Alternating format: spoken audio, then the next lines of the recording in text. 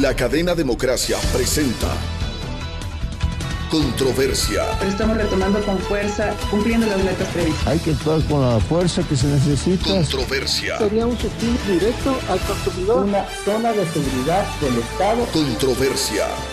Temas relevantes analizados a profundidad. Controversia. Con Miguel Rivadeneira. Comenzamos.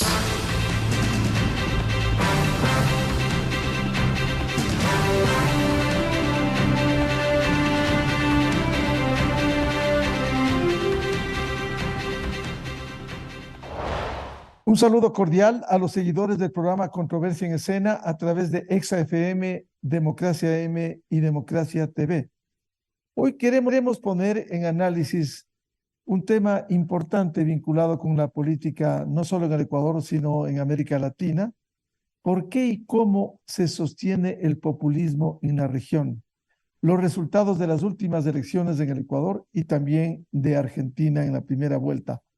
Para ello, quiero dar la cordial bienvenida, un gusto tener en este programa a dos reconocidos académicos, profesores en los Estados Unidos, y también al director de Flaxo y académico doctor Felipe Burbano.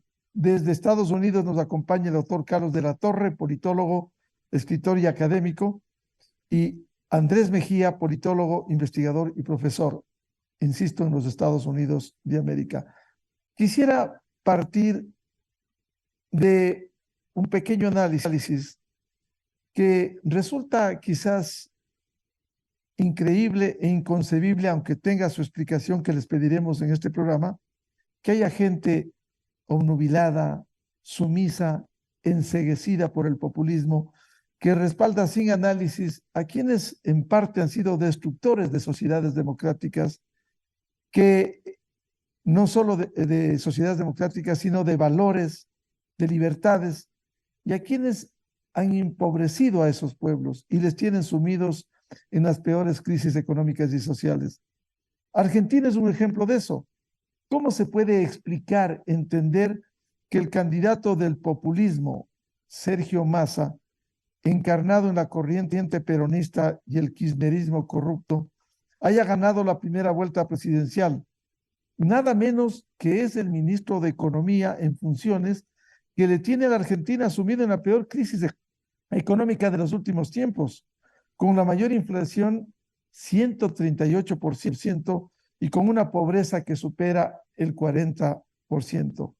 También podemos citar lo que sucede en el Ecuador, pero aquí, de lo que se ha evidenciado con los resultados en las últimas elecciones, tienen su techo que les ha impedido crecer para contribuir a la toma del poder.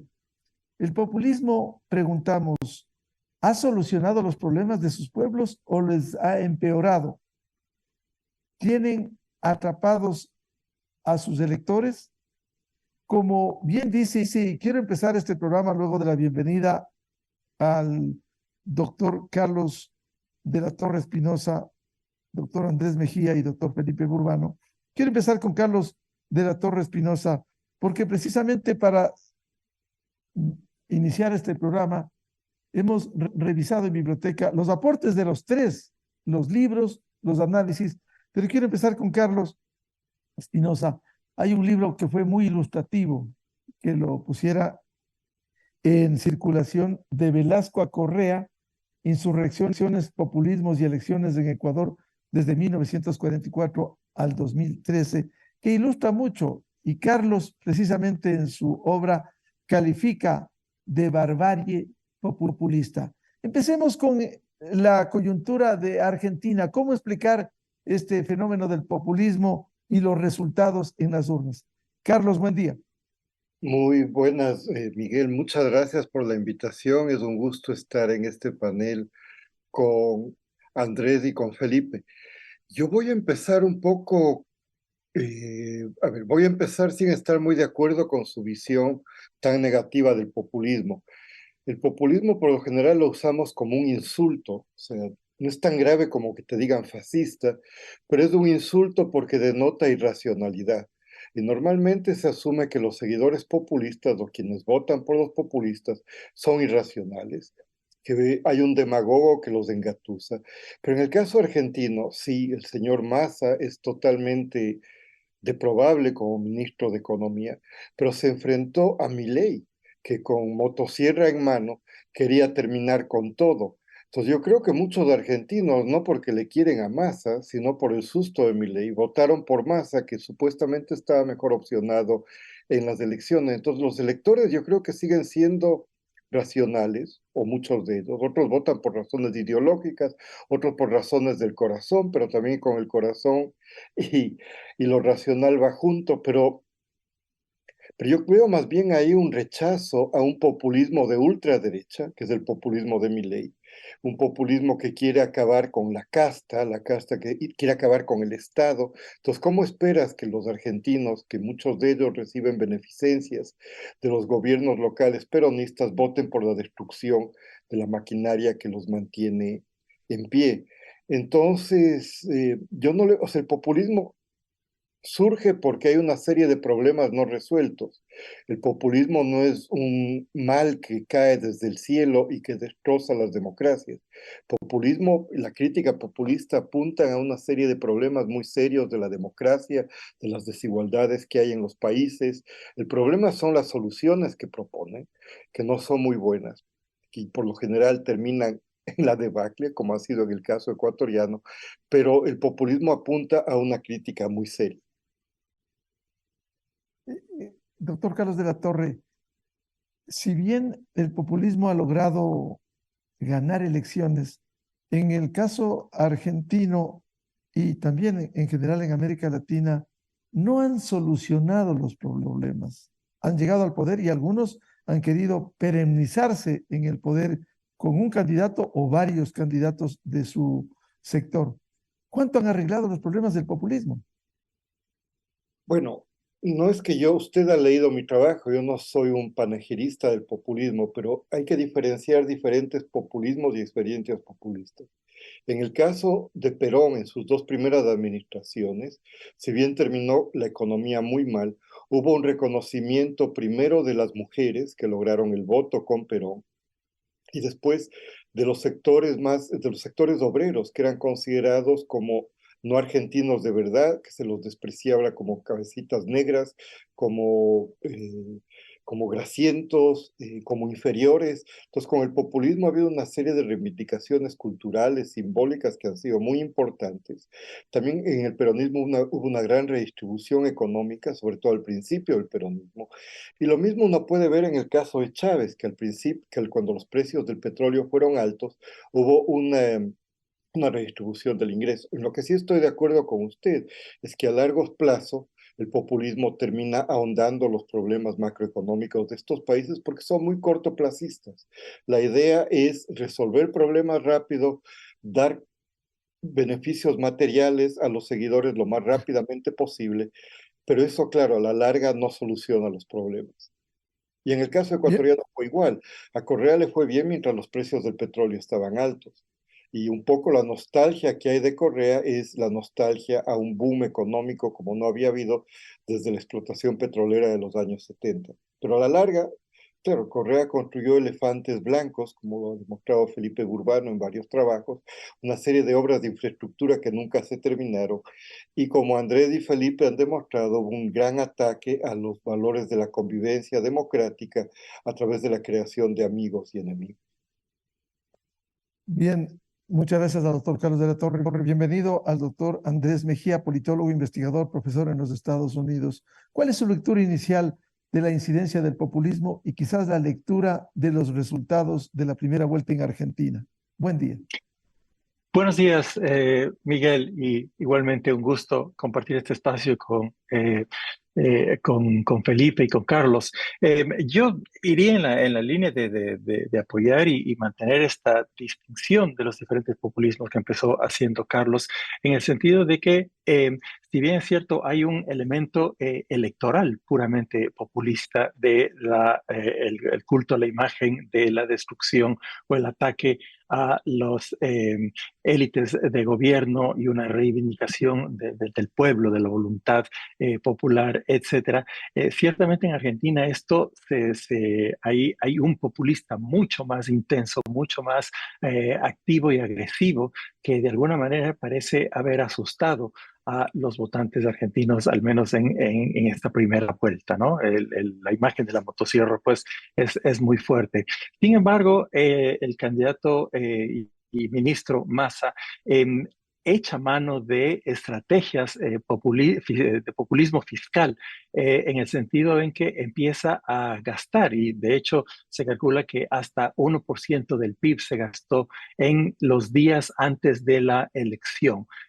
Prometiendo aumentar salarios, renovando subsidios, aumentando, expandiendo subsidios, amenazando con cómo subiría el precio de los transportes si es que él no se elige. Entonces, la gente en un estado de desesperación empiezan a votar por el menos malo, porque el que menos asusta. Y en este sentido, Massa aparece como el más institucional, pues en términos muy, muy relativos, comparado con Milei, que está pues mucho más, tiene un discurso mucho más agresivo. Y es difícil entablar los paralelismos entre Ecuador y Argentina sin correr el costo de cometer errores, pero es interesante y un poco anecdótico que la Argentina, 30 años después de la dolarización que hizo Ecuador, esté debatiendo si dolarizar o no dolarizar cuando tienen a un loco que baila en tarima prometiendo dolarizar, ¿no? Entonces, esta parte de la historia, nosotros ya la vivimos hace 30 años y bueno, la historia nos probó otros caminos, pero ciertamente hay esta tentación, esta resiliencia de los discursos que salvan a la patria, estos discursos grandilocuentes y estas estrategias mucho más amplias para decir, yo sí, confíen en mí, votantes, yo sí puedo sacar esta situación económica adelante. Entonces, ese recurso a los discursos mesiánicos sigue siendo una moneda aceptada en este tipo de elecciones. Doctor Andrés Mejía, ¿y el caso, cuál es su lectura inicial de las elecciones en el Ecuador con el triunfo de Daniel Noboa frente al populismo que encarna el correísmo? Ciertamente el votante ecuatoriano nos da una lección bastante importante, yo diría,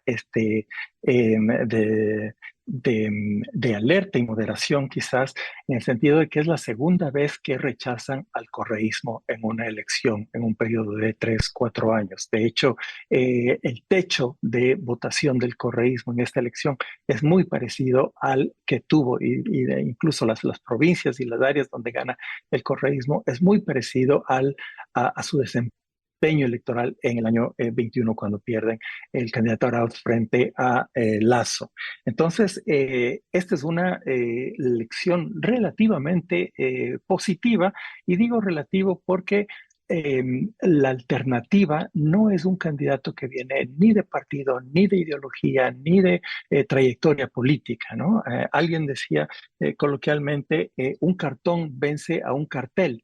Y más o menos estamos en ese escenario donde el tipo de información que tenemos sobre este candidato de cartón, para mantener la metáfora, es muy básica, es muy poca, y es un voto de rechazo, de reivindicación de este rechazo al legado correísta, pero con muy poca información de lo que estamos votando. Yo diría que hasta para pedir comida uno se entera más de las opciones, los precios y los tiempos, versus a conferir tanto poder presidencial a un candidato relativamente desconocido.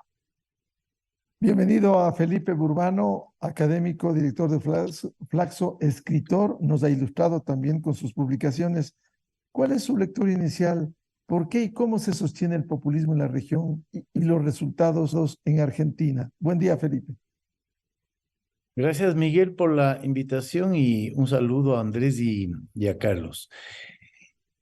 Em, bueno, algo de lo que dijo Carlos, el miedo que despertaba Milei. O sea, Milei es un loco que amenazaba con cerrar todo, el Banco Central, dolarizar. Nunca dijo bien cómo se iba a dolarizar la economía argentina. Todos los economistas decían que Argentina no tiene los dólares suficientes para dolarizar. Eh, Toda su agresividad en contra de la casta política, que al comienzo yo creo que le dio réditos, pero después se volvió contra él, ¿no? Un discurso que en el fondo lo que hacía era ahondar la grieta, lo que los argentinos llaman la grieta, es decir, la polarización, la distancia entre las identidades políticas, esta lógica de plantear las relaciones políticas como relaciones entre amigos y enemigos, de la cual creo yo que la Argentina está cansada. Y a mí me parece muy interesante cómo Massa al final de la campaña de la primera vuelta y luego en su discurso después del triunfo se presentó como el candidato de la unidad, ya no como el candidato de la grieta, como el candidato de la unidad nacional y como el candidato de la racionalidad, a diferencia de lo que, digamos, de la irracionalidad de Milei. Entonces, la ecuanimidad, la posibilidad incluso de salir de la crisis misma, se puso del lado de Massa, ¿no? Y esto agregado a lo que decía Andrés, también un populismo fiscal, decía Andrés, que repartió recursos en las últimas semanas de la campaña y devolvió esta imagen de que es posible reconstituir un cierto estado protector en términos sociales, ¿no? Que tiene un arraigo profundísimo en la cultura política argentina, muy ligada a la trayectoria y a la historia del peronismo, y que Milei amenazaba de raíz. Entonces yo creo que hubo mucha torpeza de parte de Milei, asustó, hubo toda una discusión en los medios argentinos de cómo iba a gobernar este señor en caso de que ganara las elecciones, y todos los análisis presentaban un escenario catastrófico. Entonces, el mesianismo detrás del discurso de Milei, que además tenía un mesianismo alrededor de la libertad, vuelve carajo, era su grito de guerra. Creo que terminó por ahuyentar y crear una figura de conciliación, de unidad alrededor del candidato que supuestamente era el candidato del populismo y del kirchnerismo, ¿no? Doctor Felipe Urbano, ¿y el caso de las elecciones en el Ecuador y esta definición de Daniel Noboa como presidente electo? Bueno, creo que hay algo parecido. Y es el aburrimiento y el cansancio del Ecuador con el antagonismo, con este clivaje que nos ha marcado desde el 2007 entre correístas y anticorreístas, ¿no? También creo que el Ecuador está cansado de eso, sabe que eso ahonda la polarización, la confrontación, y yo creo que el Ecuador, esta es la experiencia, digamos, de los últimos años, o un sector importante de la población reconoce que en esa polarización hay una destrucción de las instituciones, en esa polarización germina la manipulación de las instituciones a cuento de que todos somos enemigos y adversarios y que no hay instituciones que nos acojan a todos. Y por lo tanto aparece un candidato anodino, un candidato que no despierta ninguna emoción, con un discurso aburridísimo, muy pragmático, que le da vuelta totalmente a la visión de la política, que le saca a la política de la lógica correístas, anticorreístas, y que desde esa perspectiva abre la perspectiva, digamos, de esa posición, abre la perspectiva de un desarrollo político distinto del Ecuador, ¿no? Eso es lo que yo diría. Además, bueno, la imagen cada vez más desgastada de Correa, ¿no? La imagen de que alrededor de Correa también hay una lógica un poco mafiosa de la política, ¿no? Y una ansiedad por volver al poder, ya no para, como decía Carlos de la Torre en un artículo, ya no para generar la promesa emancipatoria, la promesa de la igualdad, la promesa de la refundación, sino una voracidad por volver al poder, ¿no?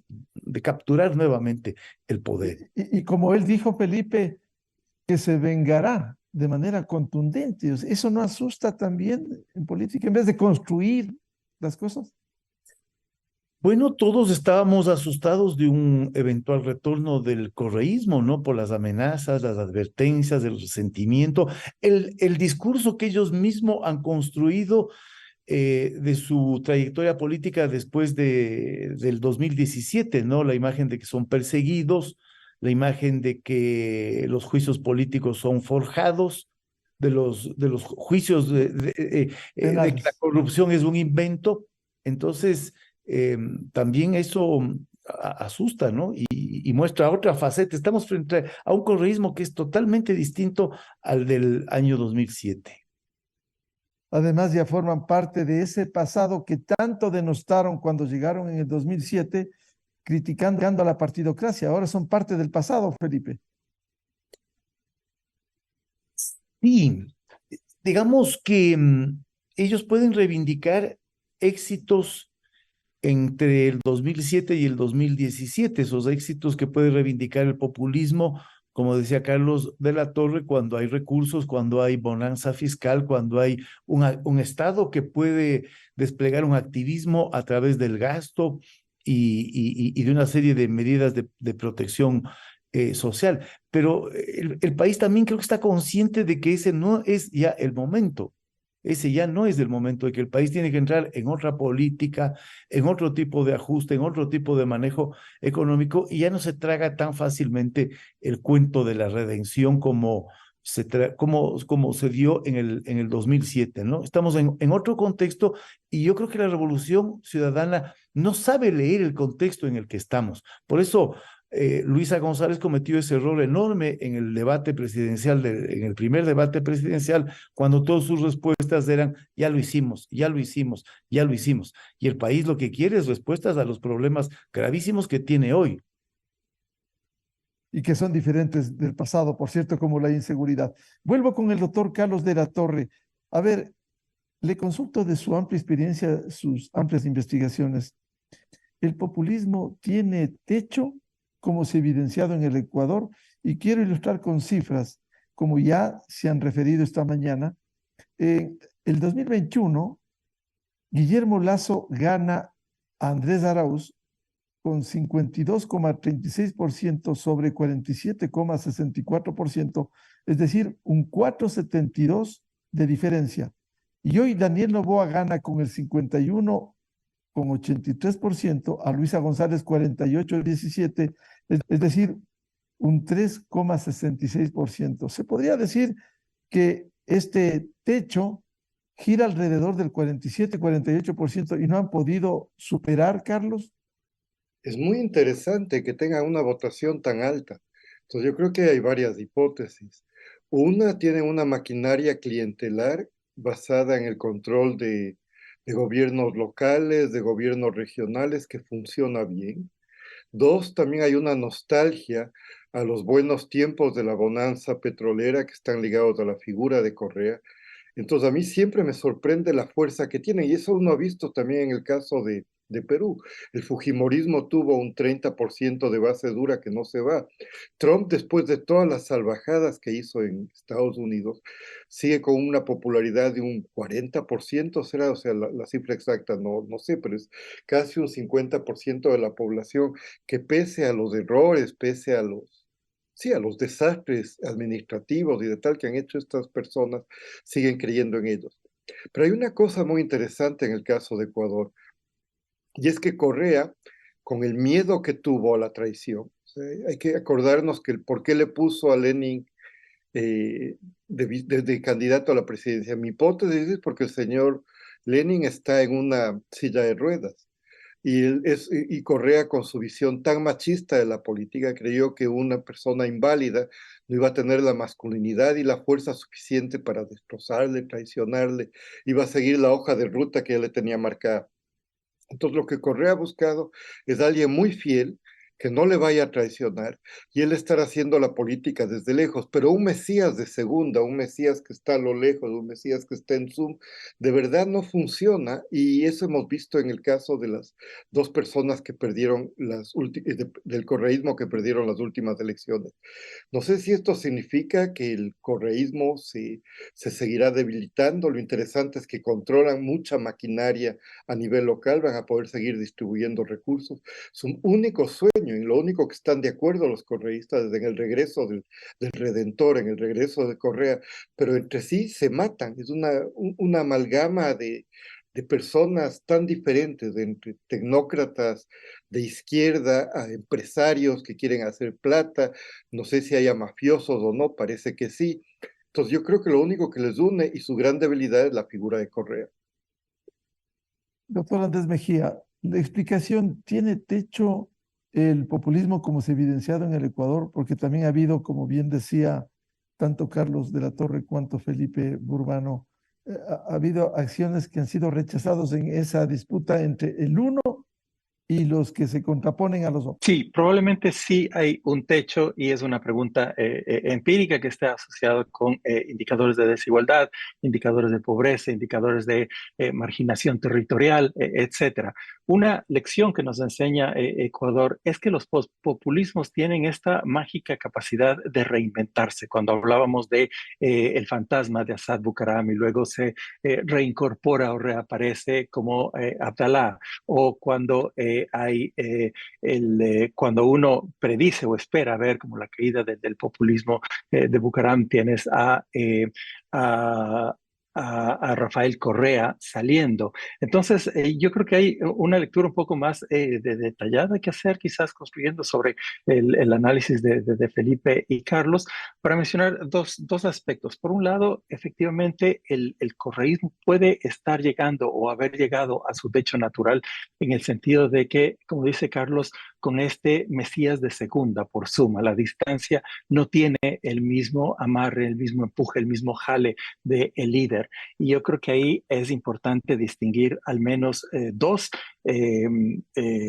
tipos de seguidores correístas, aquellos quienes tienen la lealtad al líder por efecto de parentesco familiar o vínculos más personales, y aquellos que tienen ahora un mandato electoral concreto. Estoy hablando de los alcaldes de Guayaquil, alcalde de Quito, gobernadora de Pichincha, gobernador de Guayas, y este es una capacidad muy fuerte, muy importante de gobierno local.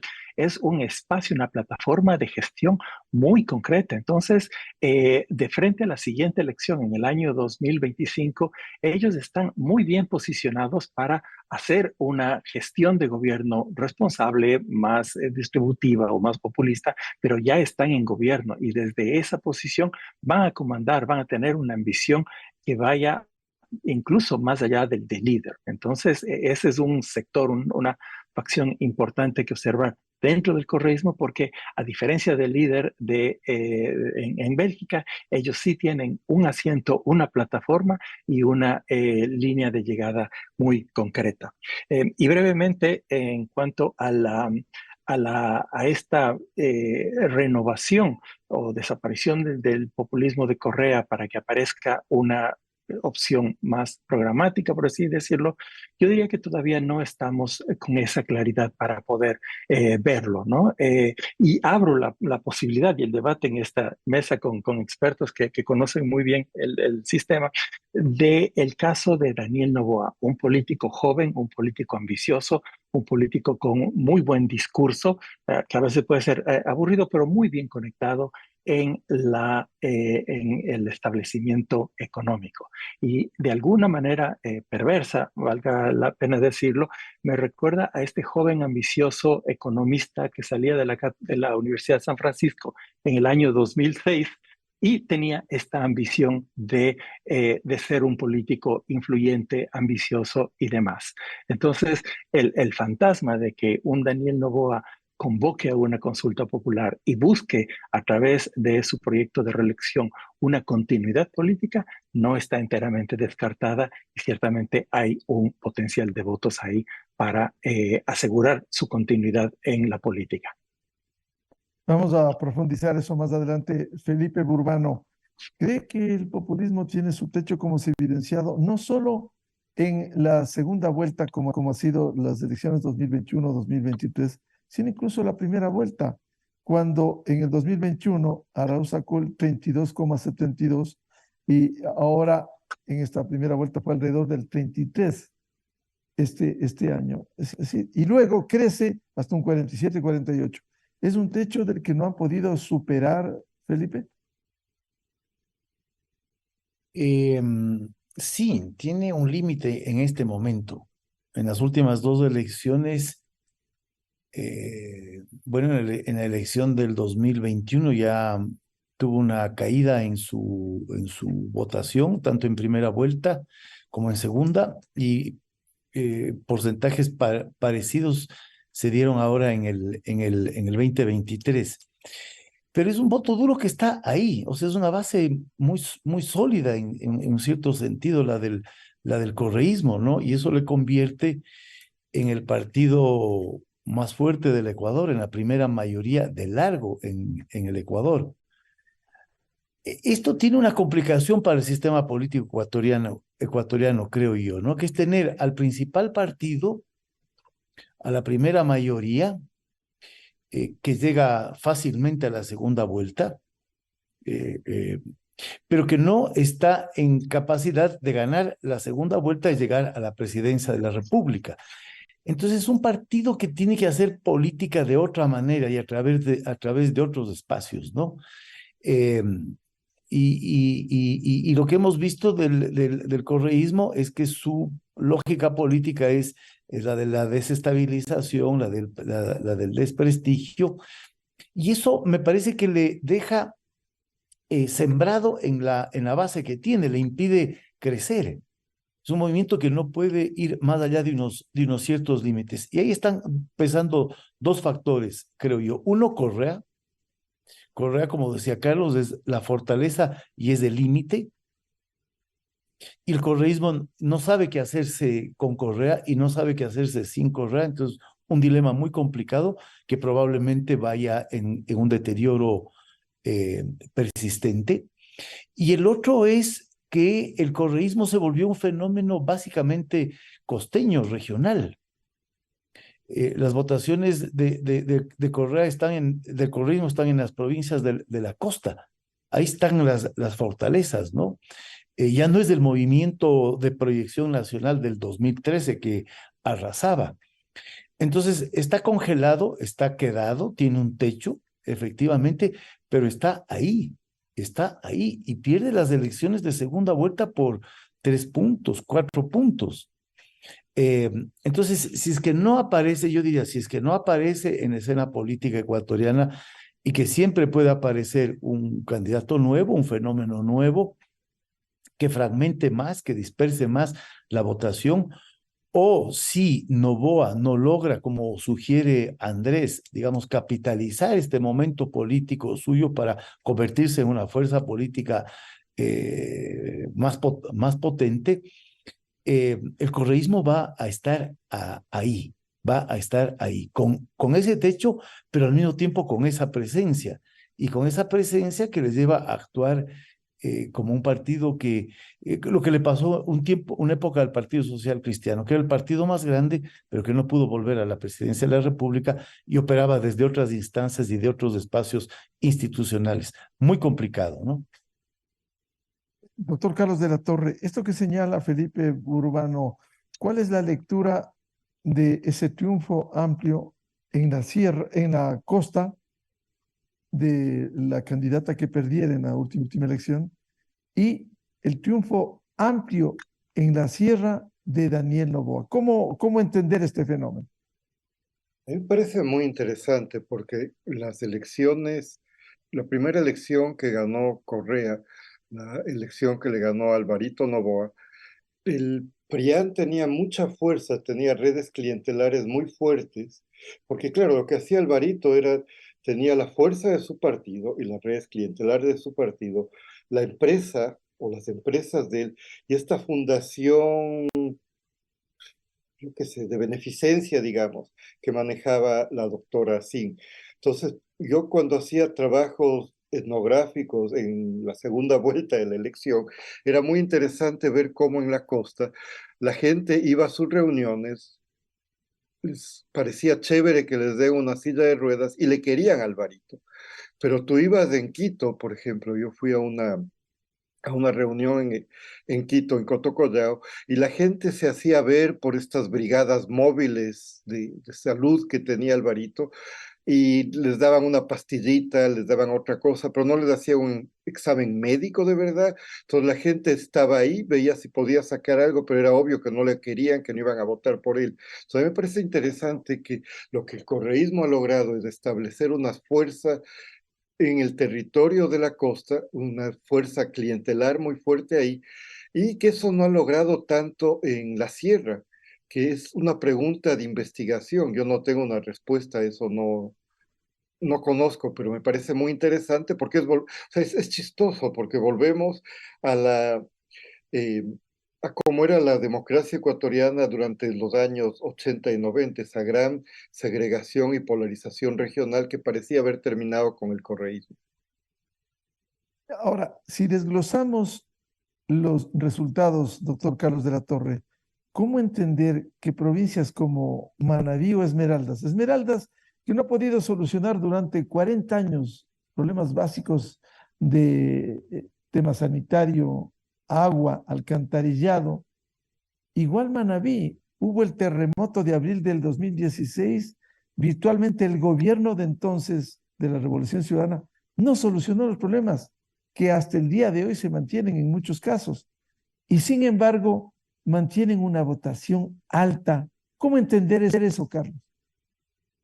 La verdad, yo creo que eso habría que estudiar, o sea, habría que ver la fuerza de las redes clientelares que ha tenido el correísmo en diferentes lugares del país y porque en algunos lugares del país las lealtades se manifiestan en las urnas y en otras no, porque hay que acordarse que el alcalde de Quito fue electo, o sea, que el alcalde de Quito es del correísmo, es un hombre fuerte del correísmo, y en algunos lugares de la sierra, pese a tener un control eh, de la maquinaria redistributiva clientelar, la gente no votó masivamente por él. Claro, obtuvo el 25% en Quito, Carlos. Uh-huh. Doctor Andrés Mejía, ¿cómo entender este fenómeno de los votos para un sector, la Revolución Ciudadana, en la costa, y en cambio en la sierra Daniel Noboa gana ampliamente? Por ejemplo, en el centro del país, en Tungurahua, en Chimborazo, en donde hay una fuerte presencia del indigenado, sus dirigentes estuvieron contra lo que denominaron el candidato de derecha y simplemente triunfaron con más del 70%. ¿Cómo entender el voto duro en la costa y el voto duro en la sierra? Hay dos comentarios paralelos. Por un lado, el tema del indigenado, y hago referencia al comentario de Carlos sobre la importancia de las redes clientelares en Ecuador. En realidad son agentes, negociadores, intermediarios, que son los que negocian bloques de votos y de alianzas por determinados candidatos. Eso lo veníamos viendo empíricamente desde los años 80 y se ha mantenido con diferentes colores y tonalidades, pero la presencia de los intermediarios que movilizan votos siempre ha sido una constante en este sentido. En el caso de la Sierra Central, me atrevo a decir que es un voto anti-Correa, del indigenismo resentido y enojado con el correísmo.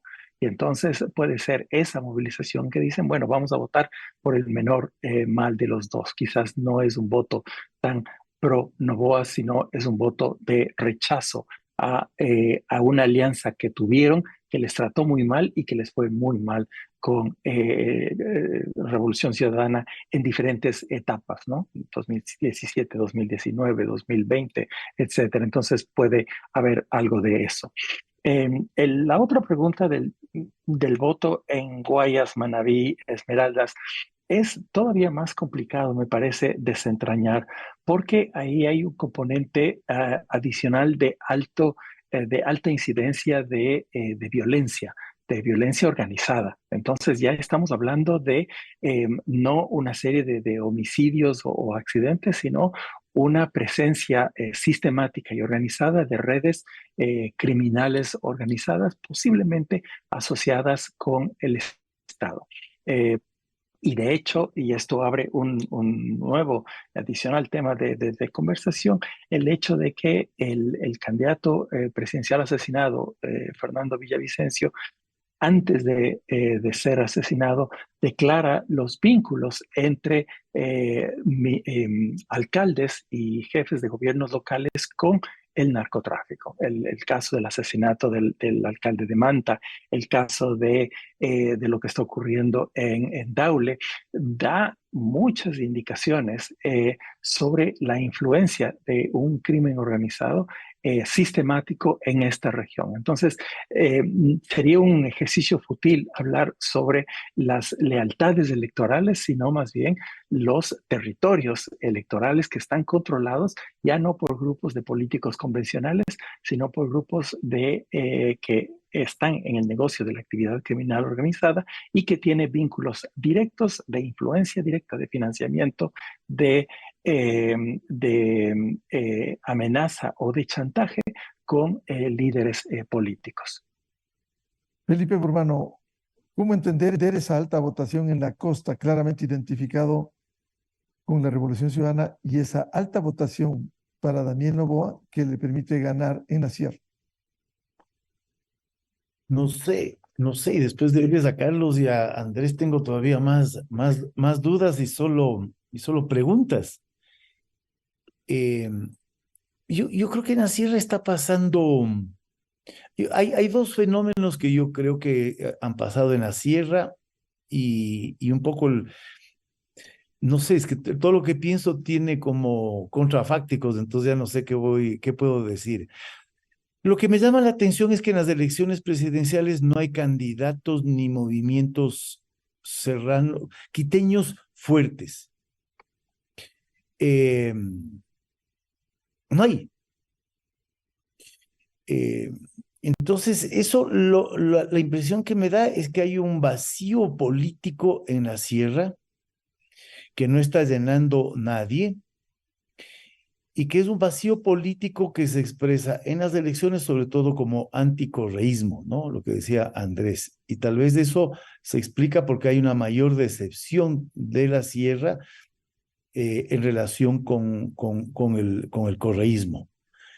Y lo que ha optado la sierra, si uno se pone a ver la votación de Lasso y la votación ahora de Noboa, es que la votación mayoritaria de la sierra se inclina, prefiere incluso un candidato de centro derecha a otras opciones, sobre todo en esta última elección, a otras opciones, digamos, del centro hacia la izquierda, a pesar de los pobres resultados que deja el gobierno de Lasso.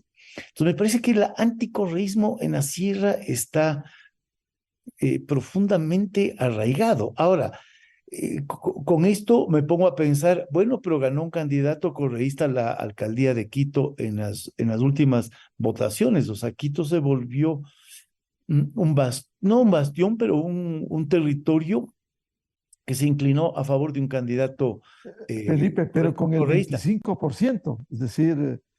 Y en un contexto muy particular en donde había otros candidatos, ¿no?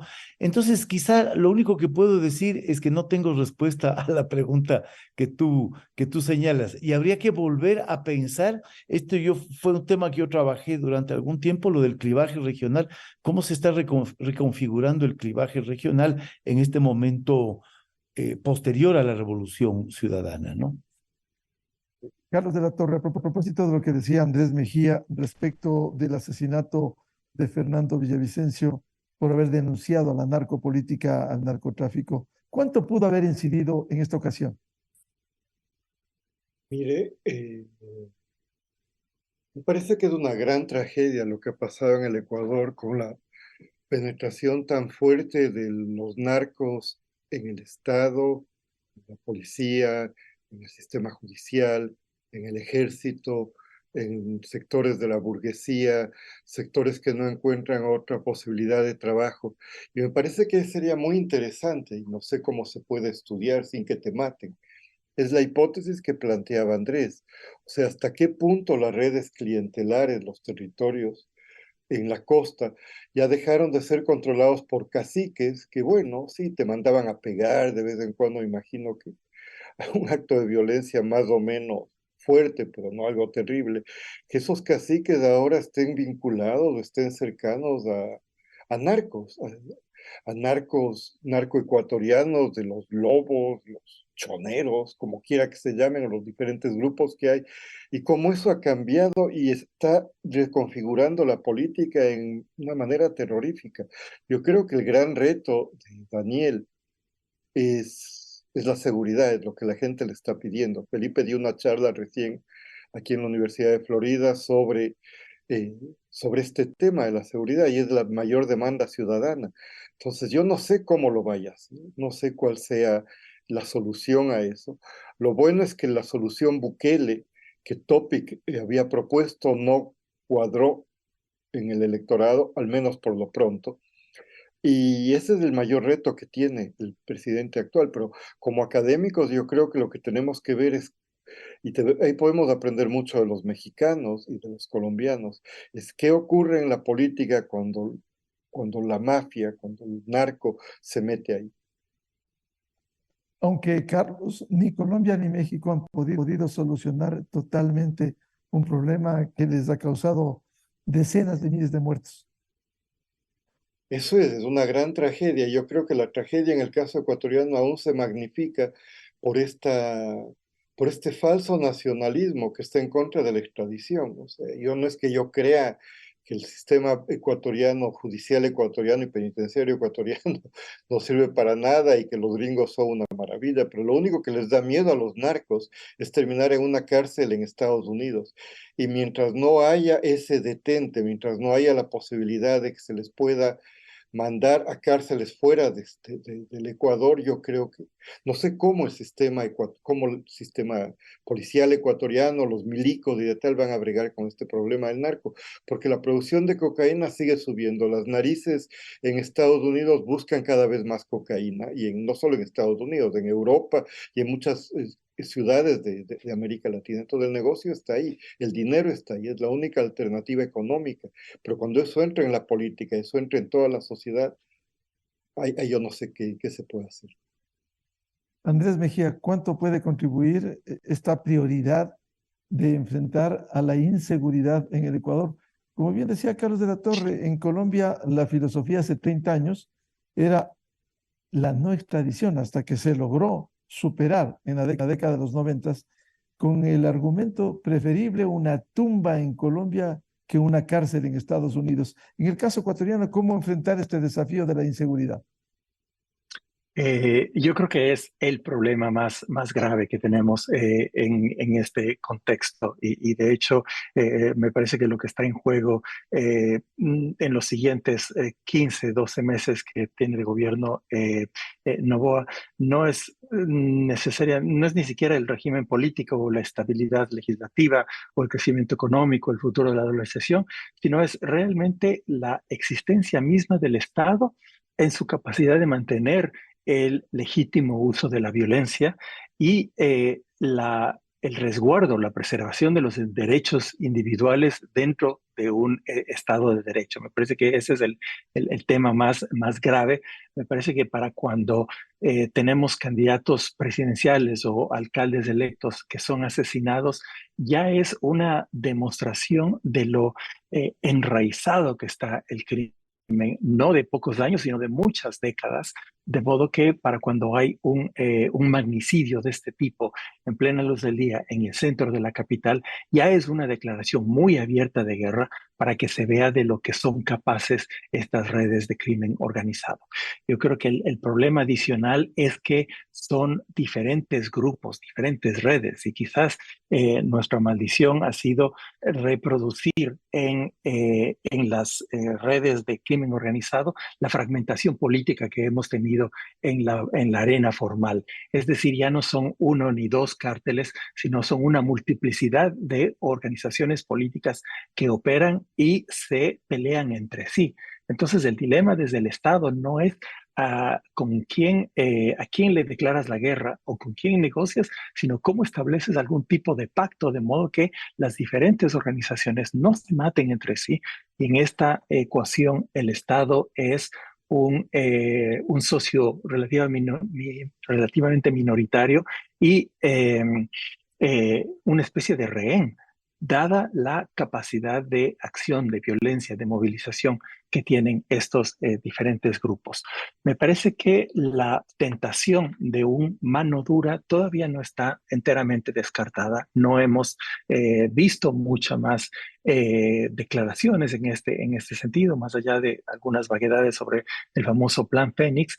Hay que tomar en cuenta que este joven empresario va a tener en cuenta que tiene 12 o 15 meses para lograr victorias rápidas, contundentes. Entonces, no le va a dar tiempo ni capacidad para meterse en explorar causas ni soluciones estructurales, sino muy probablemente podría irse por victorias cortas, visibles y probablemente efectivas en lo óptico, como una política de mano dura, como una política de armar la policía, aumentar vigilancia en las cárceles, etcétera, pero temas de mayor profundidad como una renovación del sistema judicial o una política de fortalecimiento del Estado en su presencia en las regiones más vulnerables, me parece que están fuera de cuestión, al menos en este corto plazo. Entonces sí, puede ser que una acción o estrategia de mano dura sea la respuesta más visible, más no quiero ser muy cínico, pero de mensaje a la ciudadanía de que algo se está intentando hacer. Pero la solución más de fondo no es algo que uno o dos gobiernos consecutivos lo pueden mostrar. Y ahí yo añadiría a lo que se comentó ya de México y Colombia.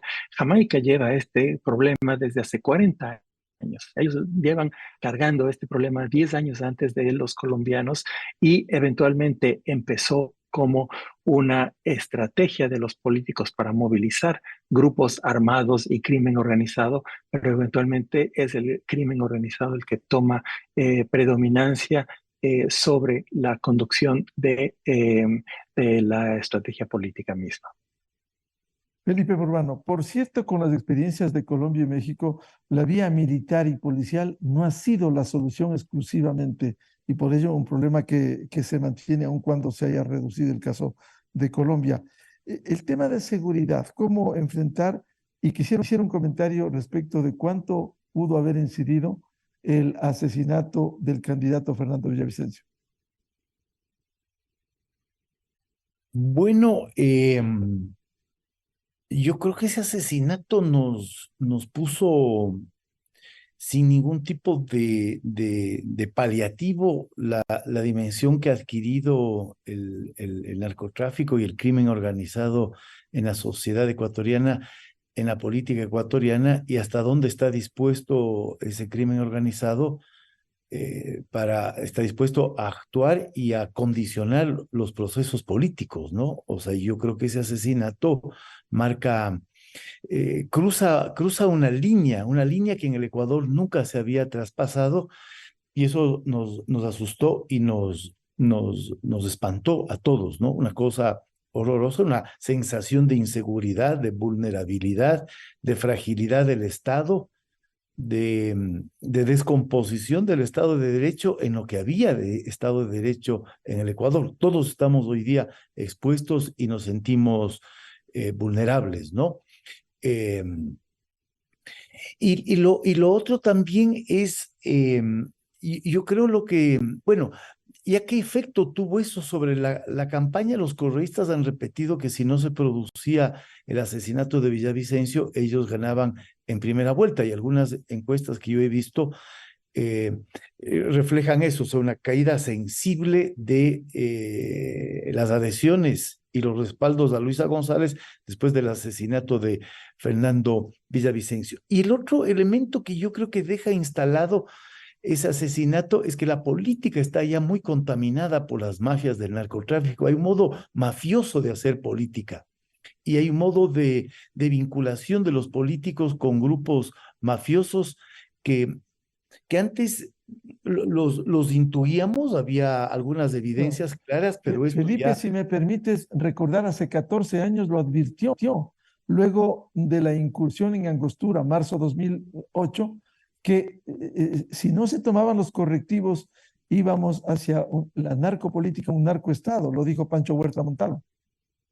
Sí, y yo creo que ninguna de esas advertencias las tomamos muy seriamente, porque en el fondo los ecuatorianos creemos que seguíamos estando al margen del fenómeno del narcotráfico. Ahora, como decía Carlos hace un rato, el negocio del narcotráfico está boyante y cada vez es más generoso, ¿no? Uno ve las estadísticas de hectáreas de hoja de coca cultivadas en Colombia. Ha crecido, ha venido creciendo sistemáticamente del 2010. La capacidad de producción de clorhidrato de cocaína ha crecido. En el caso de Colombia, eso se concentra en la frontera con el Ecuador hacia el Pacífico y hacia el Putumayo, y toda esa producción viene al Ecuador y desde aquí se comercializa al exterior. Entonces yo estoy de acuerdo con lo que dice Andrés, o sea, el gobierno de Noboa, que tiene un problema gigantesco en las manos, lo que va a tener que hacer es una política de mano dura, de efectos, ¿no? Reconstituir ciertos cuerpos que pueden ser reconstituidos, porque el problema del narcotráfico es que daña todo, daña la justicia, daña el sistema político, daña a la policía, daña a los militares, daña a los empresarios, y reconstruir todo eso es muy complicado. Entonces yo creo que él va a desplegar una política de mano dura para tener efectos concretos que le permitan apuntalarse y sobre esa base pensar en una reelección y una política de mediano y largo plazo para enfrentar este problema que es gravísimo, ¿no? Es gravísimo. Carlos de la Torre, volviendo al tema del populismo en América Latina, quizás Venezuela y Nicaragua, esos ejemplos de gobiernos que perduran en medio de virtuales dictaduras, no pudieran ser modelos como en el caso ecuatoriano aquí. La Revolución Ciudadana ha admirado al punto que en la campaña la candidata dijo que Venezuela está en una mejor situación que el Ecuador. ¿No son modelos que pudiera asustar? O sea, la tragedia de Venezuela es que no es Maduro necesariamente el que acabó con el país, fueron las políticas de Chávez. Y yo creo que eso no es ningún ejemplo. Y en el caso de Nicaragua, yo veo es una cosa aún más triste, ¿no? Porque hubo una revolución sandinista, hubo un Ortega que era cierta cosa, y después este señor fue cambiando en ser un caudillo que quiere perpetuarse en el poder. Ahora, yo no sé hasta qué punto Igual Ortega, que los Somoza. al igual que los Somoza, pero no sé hasta qué punto en Ortega se puede ver un populista, no sé. La verdad es que no conozco mucho el caso de Nicaragua, pero no le veo tan claro. Ahora, siempre hay una especie de nostalgia en sectores de la izquierda dogmática para el enemigo de Estados Unidos es mi amigo. Entonces, por ejemplo, no se puede hablar mal de Cuba en esa izquierda y pese a todos los problemas de la Revolución cubana, Cuba sigue siendo la luz del futuro. Lo mismo fue durante el chavismo. De alguna manera podía estar de acuerdo, no de acuerdo, pero entender que lo hagan, pero ya con Maduro es una cosa absurda y defender a Daniel Ortega, al Daniel Ortega actual, que perdura en el poder a como dé lugar, es algo terrible. Entonces, no sé por qué lo hacen, no sé por qué dijo eso la candidata González, además de ser un acto de fe que te pone en el campo de la izquierda y limpia tus credenciales para que seas de izquierda. porque una señora que estaba en contra, que está en contra del aborto, que yo no le veo muy de izquierda a él, aparte de los actos de fe que puede tener con esta cosa de lealtad o admiración a Maduro y a Ortega. Andrés Mejía, este comentario sobre Venezuela y Nicaragua en la región.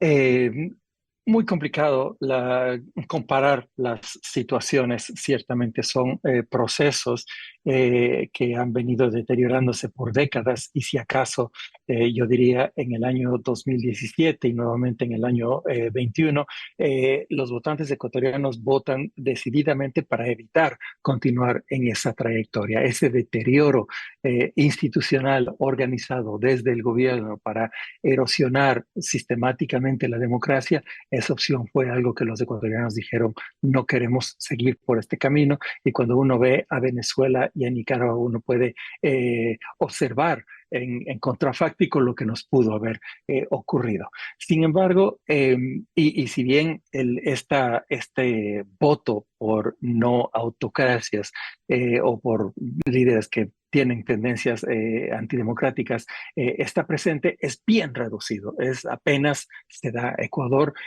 comparado con la región, de acuerdo al Latinobarómetro en su edición 23, tiene uno de los más bajos índices de confianza interpersonal.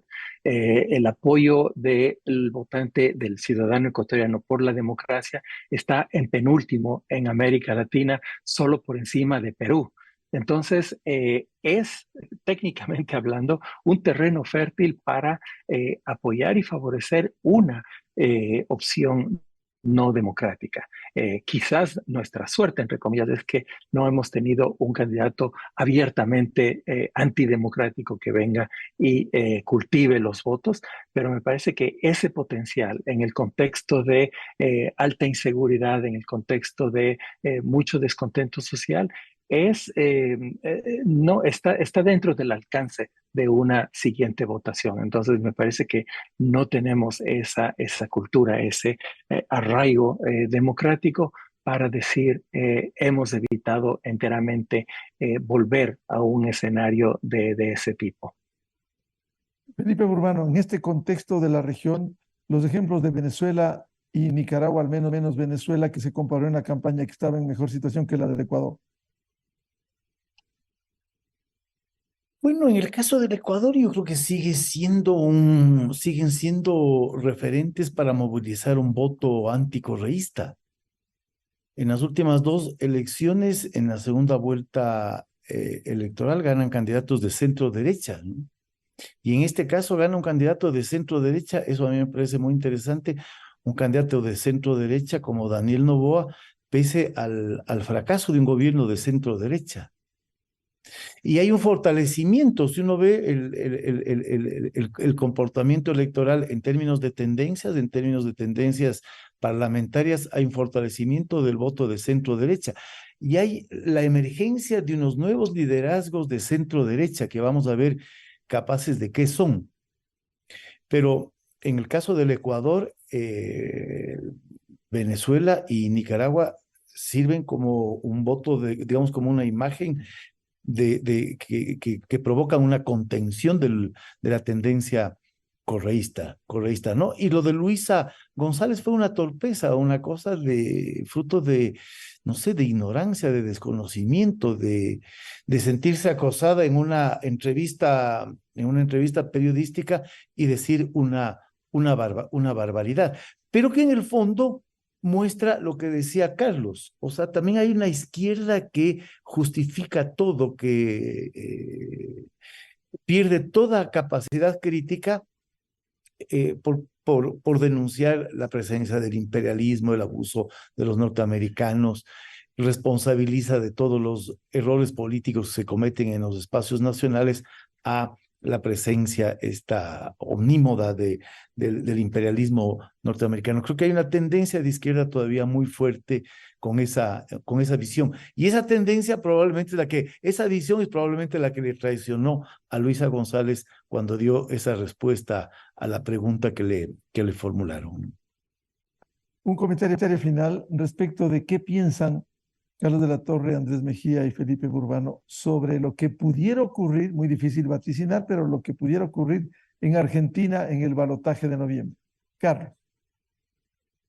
Bueno, aquí yo le especulo, lo que yo espero es que Milei no gane. O sea, sería realmente una tragedia por varias razones, no únicamente porque es muy difícil imaginarse que ese señor pueda gobernar, pero porque marcaría una consolidación de lo que es posiblemente una nueva ola populista de ultraderecha.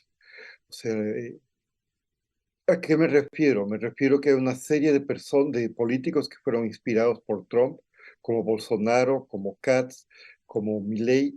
Bueno, el bolsonarismo no ha muerto, Bolsonaro no puede participar, pero el bolsonarismo sigue muy fuerte en el Brasil. Entonces yo creo que sería terrible que un candidato que está en contra del aborto, que niega que hubo abusos a los derechos humanos de la dictadura, un libertario total que quiera hasta que uno pueda vender sus órganos, yo qué sé, tu riñón, tu hígado, llegue al poder sería una tragedia terrible. Entonces, lo que yo espero, y aquí me parece una cosa tan terrible, es que los pobres argentinos tengan que votar por este señor Massa, que ahora aparece como la persona que les puede salvar de Milei. Pero lo que pasa es que los latinoamericanos ya no votamos a favor de alguien, votamos por el menos malo últimamente, lo que se pasan haciendo los peruanos desde hace tiempo.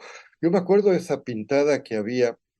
eh, Abdalá, te odio porque me obligas a votar por el Borja. Esa idea de que siempre tenemos que votar por el menos malo es una situación muy triste para las democracias, pero esta vez yo creo que el menos malo es más. Menor tragedia, Carlos, la de Massa, aunque el kirchnerismo camuflado esté detrás de él. Sí, Carlos.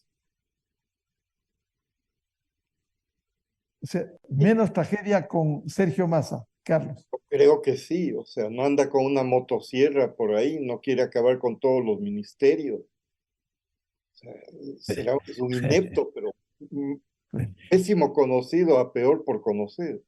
Ya. Andrés Mejía, ¿qué piensa de lo que pudiera suceder en el balotaje de noviembre en Argentina?